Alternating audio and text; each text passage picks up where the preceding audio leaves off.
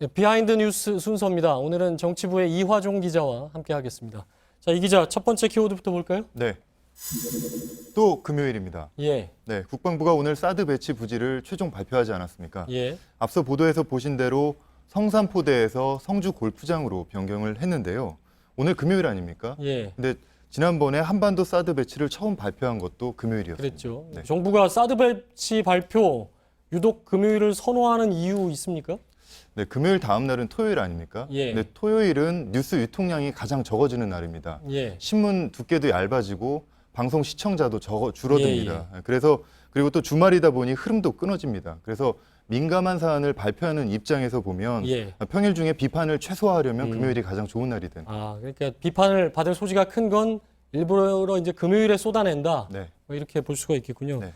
자, 근데 국방부뿐 아니라 다른 부, 역시 다른 정부 부처, 다른 부처에서도 네. 비슷하죠? 네, 그렇습니다. 예. 검찰에서도 민감한 사건을 처리할 때 금요일을 애용하는 모습을 보여줍니다. 가장 최근에 고교 동창 스폰서 의혹을 받고 있는 김영중 부장검사는 지난주 금요일에 검찰 조사를 받았습니다. 예.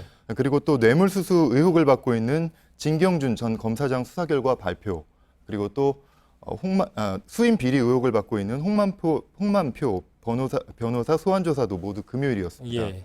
이렇다 보니까 검찰이 아니고 예. 금찰이다. 금요일에 예. 금을 넣어서 금찰이라는 말까지 예. 나오고 있습니다. 그렇죠. 반면에 정부가 적극 알리고 싶고 홍보하고 싶은 건 주로 이제 주초에 하겠죠. 네, 예. 그렇습니다. 자, 다음 키워드를 볼까요? 네. 대선 시계가 돈답니다. 예. 네, 내년 대선을 앞두고 현 시점에서 지지율 1위 후보는 반기문 유엔 사무총장입니다. 대선 출마를 염두에 둔 듯한 행보로 대선 시계가 빨라지고 있다 이런 말이 나오는데 예. 최근 시계로 구설에 올랐습니다. 반기문 총장이 최근 뉴욕 교민들에게 시계를 선물했다는 보도가 나온 겁니다. 예. 자, 근데 어떤 점에서 네. 특히 논란이 되는 겁니까? 요즘은 해외에 살고 있는 교민들한테도 대선 투표권이 있지 않습니까? 그렇죠. 네, 그렇기 때문에 잠재적 대선 후보가 유권자들에게 시계 선물을 했기 때문에 선거법 예. 위반 소지가 있다는 겁니다. 예, 그렇군요.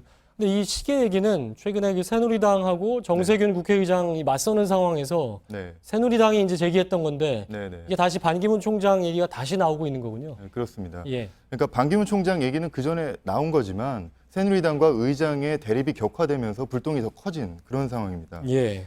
새누리당은 정 의장이 최근 뉴욕과 워싱턴을 방문해서 400명의 교민에게 손목시계를 선물했다 이런 예. 문제 제기를 했는데 이게 이제 선거법 위반이 아니냐 이제 이런 얘기를 하고 있습니다. 내년 대선 출마를 염두에 두고 한 행동이 아니냐는 거죠. 정세균 의장이 대선 출마를 앞두고 네, 잠재적 그 유권자들한테 선물을 줬다. 네 그런 주장입니다. 근데 지금 실시하는 여론조사에 정세균 의장이 후보로는 들어갑니까?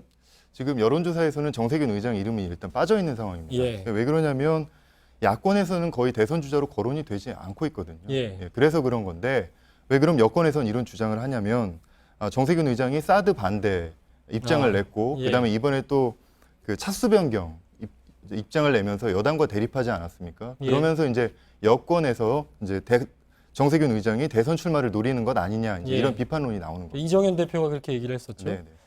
자, 그러니까 법 위반이다, 네, 선거법 위반이다. 그러니까 네. 가격도 이제 궁금해지는데 네. 그럼 얼마나 하는 겁니까? 정세균 의장 시계는 예. 3만 원대라고 이제 의장실에서 3만 원대. 밝혔습니다. 예. 네네.